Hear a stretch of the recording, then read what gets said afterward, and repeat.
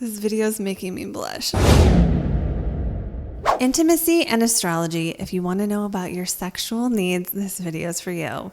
Moving on now to what we're going to talk about today, which is what you need in your intimacy based on your astrology chart.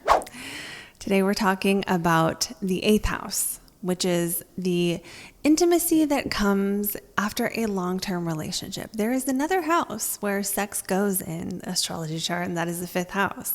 Now that's more of the, dating, flirting, romance, early romance, fun kind of sexuality.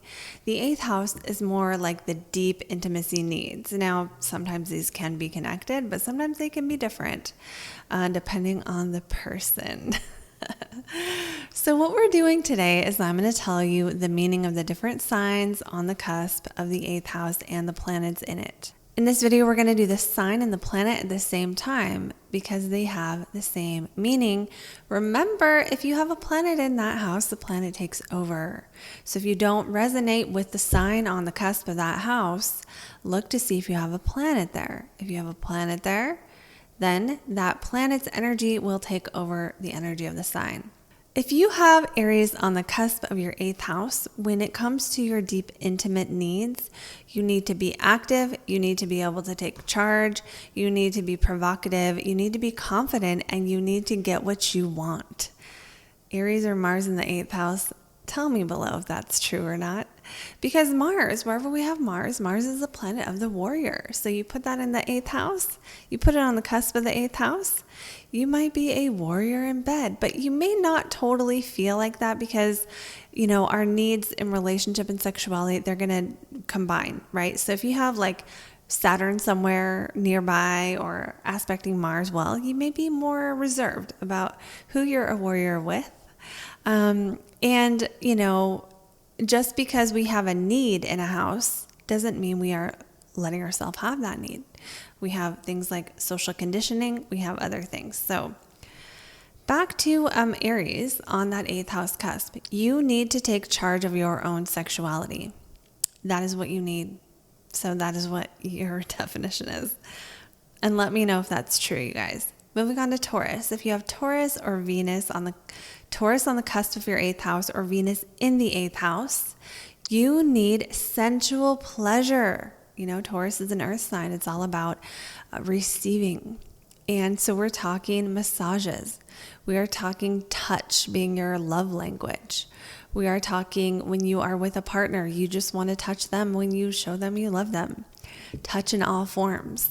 Really this is the strawberry dipped in chocolate kind of love, kind of sexuality. And Taurus on the 8th, Venus in the 8th. Tell me I'm wrong, comment below. But wherever you have Taurus, there is that need to kind of indulge, right? So people with Taurus on their 8th house really want the pleasure side of sex. Who doesn't? But there is an indulgence factor here. There is, wanting it to be over the top. So you might want the romance side to be over the top, like rose petals and bubble baths, or you might want the music to be on, or you might want to have the sheets be a certain texture, right? Or do it in like a really nice, with a nice view or something. So that's Taurus Venus, you guys. Let me know if I'm right or wrong in the comments. Gemini. For Gemini on that 8th house cusp, you need communication, and you might need variety. Wherever we have Gemini, we need variety. So this does not mean everyone with Gemini here is going to be a cheater, but that you may find that you want to try different things with your partner. You may find that you want a partner who will role play with you. You might find that you want to be talked to a certain way. Okay, Gemini on a sex house and the chart's gonna be like dirty talk. That kind of thing. There might be certain words that you need to hear. So for Gemini, there is a need. Okay, there's always a need to get a little experience here and there. So this may show up in early life where people with Gemini on their 8th house really do need to just try out different partners or positions or, other things. Going on to Cancer, Geminis, let me know. Gemini and Mercury, let me know in the comment below. For Cancer in the 8th, their moon. Number one, wherever you have Cancer or your moon, this is something that matters a lot to you. It's dear to your heart. So your intimacy is dear to your heart. Now, this can make you very nurturing to your partner's intimate needs and just want to take care of them. You might have that effect. It can go the other way where you have needs, and the needs are usually more emotional with Cancer. So usually people with Cancer on their, in their 8th house or maybe on their 5th even are going to want to make sure that you're going to want your partner to care about you. That's going to matter. You're going to care about them. It's just going to happen. You care more about this area of life than all the other areas of life. So basically, if your sex life is somehow on the rocks, you're going to be a wreck. Wherever you have the moon or Cancer, if it's on the rocks, if it's not, okay, you're not okay. Same with Libra. But basically, this brings a very nurturing energy here to sexuality. So it's about taking care of the other person's needs. And this might be a more emotional type of thing where it's like, if you didn't kiss me the way I wanted 5 times on my forehead when I left, then we're not having sex. This could show up like that, okay? And let me know, Cancers or people with moon in the 8th, if that resonates. Moon in the 8th are also very intuitive, so that can translate into the sexual sphere as like you just kind of know what your partner needs, or you might be able to intuitively know which partners are the right ones for you. Moving on now to Leo. For people with Leo on their 8th house cusp or the sun in the 8th, this is going to be where you shine. 8th house is where you shine, baby. So that means you might be a rock star in bed. You might just love sex. You might really, wherever we have the sun, this is going to be a driving force of our life. Now, for some people with sun in the 8th, that driving force may not show up as sex. It might show up as financial stuff, like being an accountant, you just love it. Or, so isn't it funny? The 8th house is like so varied.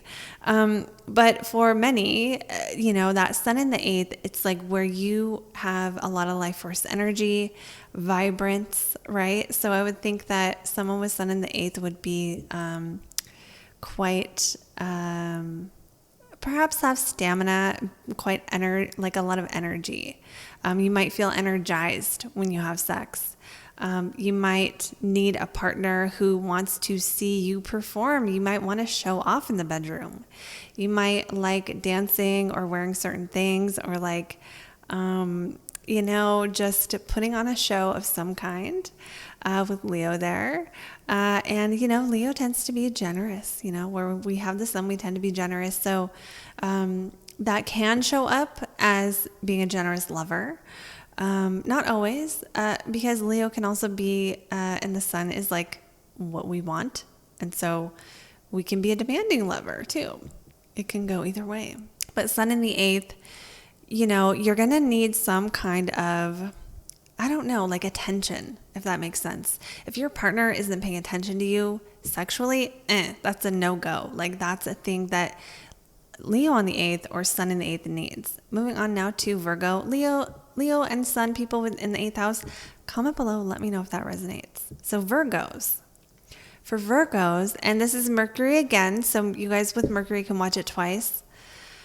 Virgos on the 8th house might be quite discerning about who you let in your bed. You also might be a closet freak. It just might be that way.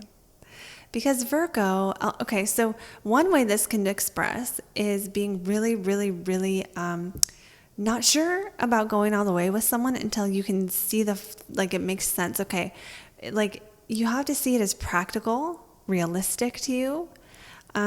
Whatever that means to you in your eyes, what does a realistic partner look like? If someone doesn't seem to be the kind of person you would fit with, if you don't seem like you're going to meet their needs, you might just be like, that doesn't make sense. Where we have Virgo, it has to make sense. Now, You might need certain words to be said. That's a possibility. Virgo's a little more the grounded side of Mercury. So, this is going to be more like control can show up here. You might need to be in control.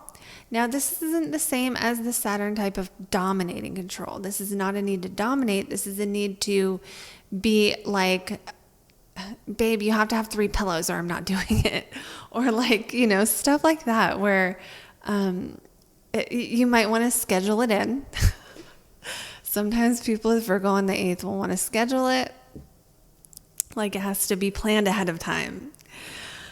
Virgo on the 8th, let me know if that resonates. Moving on now to Libra. For Libra on the 8th house cusp, wherever we have Libra, there is a really brings a nice beauty and a nice receptivity here. But it also, sometimes it can be transactional because Libra here or Venus here can be like, I did this for you, now you have to do this for me. There's like a scorecard happening sometimes, so that's something to be aware of. Another thing about Libra is one of those places in our chart where if this area of life is out of balance, we feel like everything is out of balance. So, that can show up as feeling like you're not getting what you want, or like just, if your intimate life isn't where it needs to be, you're going to feel that. Another thing about Libra, it tends to be more delicate, more gentle. Definitely doesn't usually like harsh energy. For Libra too, sometimes they need comfort. And, Libra is ruled by Venus. It's like the goddess energy. It's that balancing the scales, right? So how that shows up in intimacy is, again, like they want everything to be equal. If you did this for me, then I do this for you. Or if I, gave you this many blowjobs, then you have to do this for me this many times, kind of a thing. Like you have that need to have everything be even. Another thing about Libra on the 8th is going to be that, you can really just enjoy intimacy. This can be an area of life that you want to have, right? Libra is one of the signs that I think of as enjoyment. There's also partnership here. People with Libra on their 8th house, the partnership and the connection with the other person is going to matter a lot. Same with Cancer, but it's not... You want to connect with the person. You don't just want to be like, hey, let's go. You'll want to have a connection. You'll want to feel like there's a back and forth here. So that's what I have for Libra and Venus. Let me know in a comment below if that resonated. Moving on now to Scorpio. Oh, my Scorpios, or Pluto in the 8th house. You guys are intense and you need intensity, which means you might need someone who has stamina.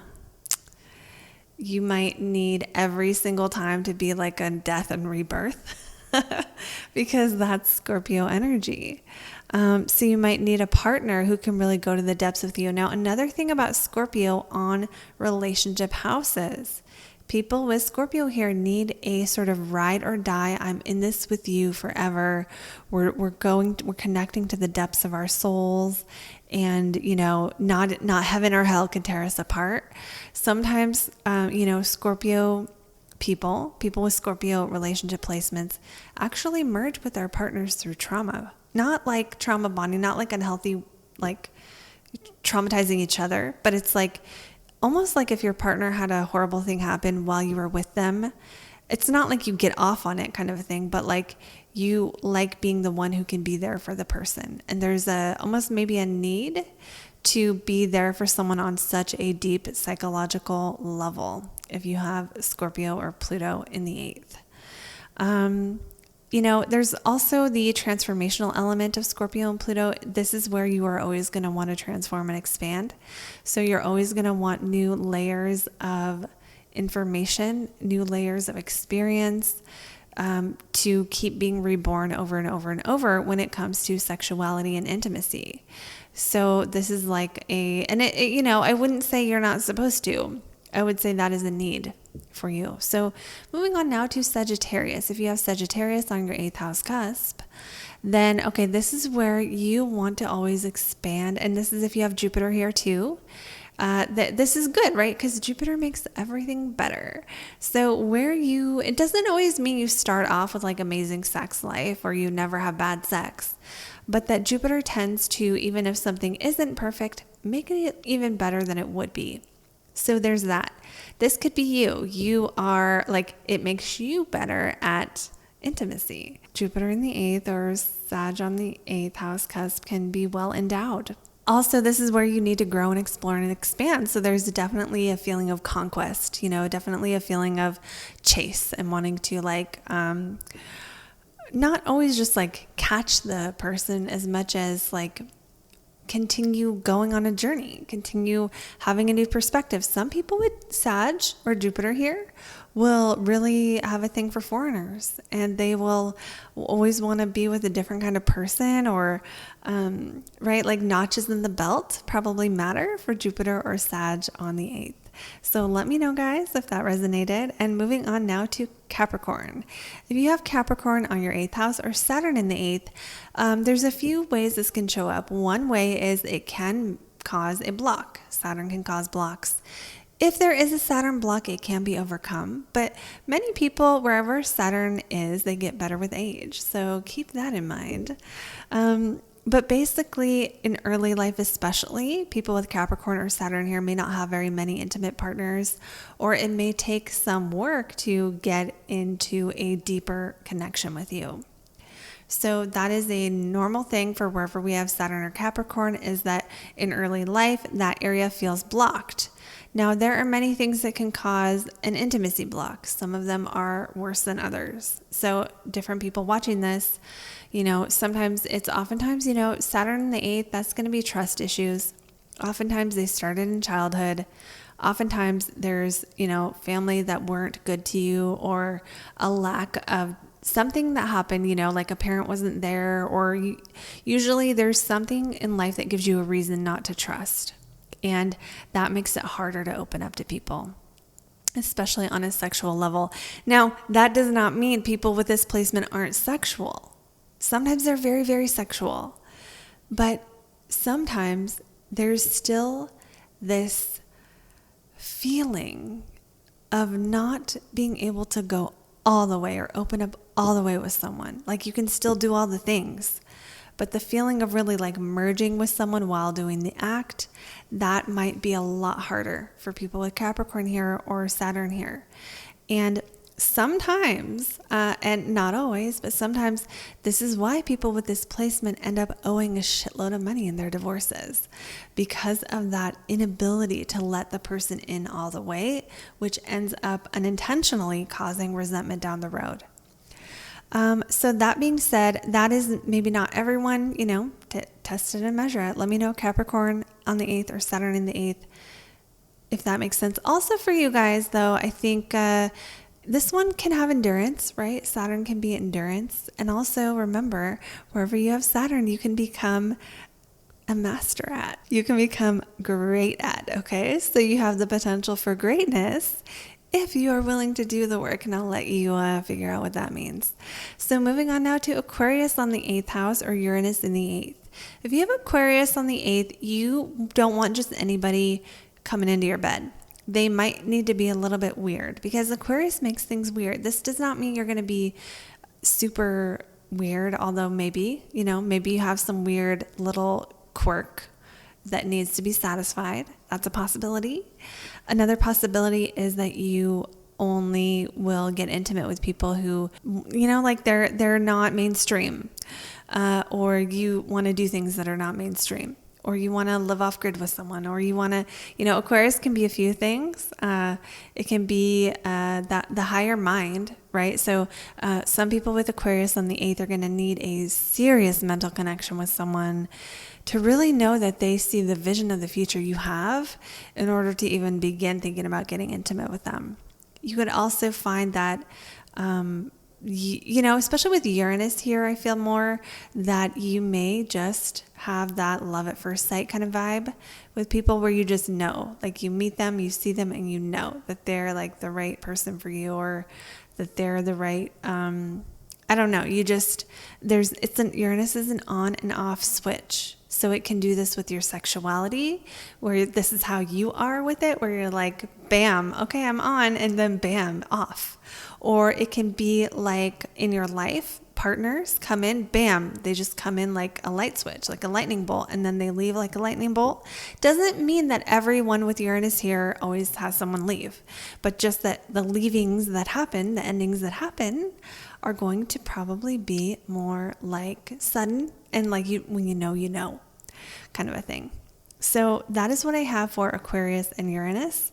Moving on now to Pisces and Neptune. If you have Pisces on your 8th house, you need your sex life to be dreamy. You need to be able to just feel like it is magical. And some of this can be like a sensitivity to the environment, like wanting everything to be soothing, wanting soothing music. This popped into my head, but it's like you want it to be like a commercial for a spa commercial. It reminds me of Calgon commercial. Like it just needs to be like this magical sunset on the beach, and everything has to just flow perfectly. That's what I think a Pisces on the 8th house or Neptune in the 8th is going to want.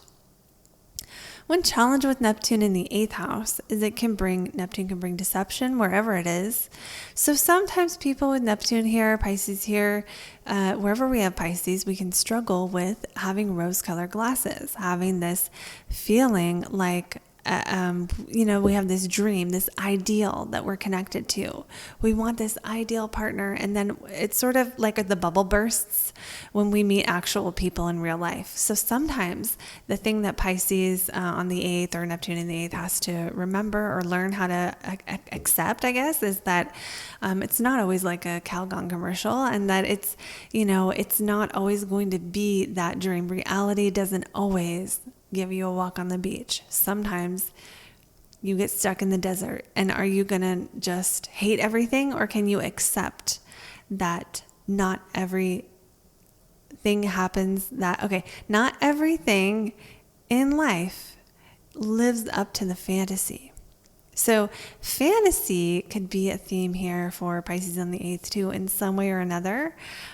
So that can go many different ways. I'll let you guys tell me if that resonates. So that is what I have for all the signs and all the planets in the houses. Right now I have a sale on readings. They're 50% off. Click the link in the comments if you want a book.